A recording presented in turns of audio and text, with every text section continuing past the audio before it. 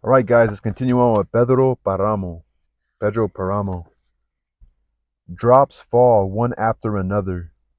Through the stone filter, as fresh water emerges from the rock, one hears the sound it makes as it drips into a clay pitcher. One listens, hearing whispers, hearing feet that scrape against the floor that walk back and forth. The dripping continues nonstop. The pitcher overflows, sending water across the wet ground.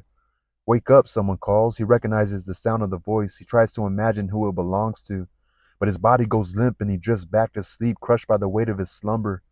Hands tug at the blankets and draw them close while beneath their warmth, their body hides from the world in search of peace. Wake up, someone says again. The voice shakes him by the shoulders, forcing him to straighten his body, or forcing him to straighten his body. He half opens his eyes again. There's a sound of water as it drips from the stone filter into the clay pitcher, and the sound of footsteps shuffling and of weeping. He heard the weeping, that's what woke him for good, a calm and thin lament that perhaps on account of its being so thin, was able to seep through the confusion of his dreams and reach the very spot where dread had made a home.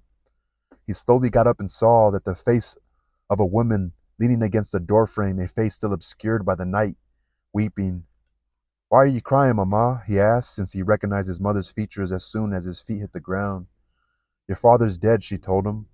And then, as if the coils of her sorrow had snapped loose, she reeled once and then again until someone's hands grabbed her shoulders and put an end to her trembling. The morning sky was beginning to show through the doorway.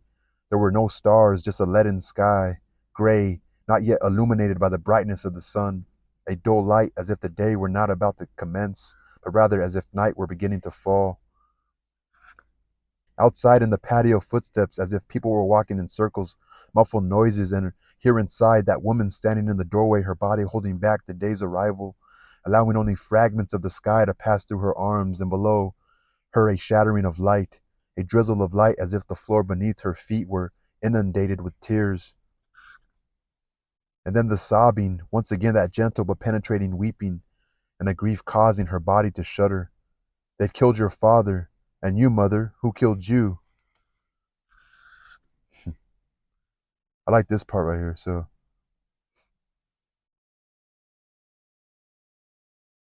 that perhaps on account of its being so thin was able to seep through the confusion of his dreams and reach the very spot where the dread had made a home.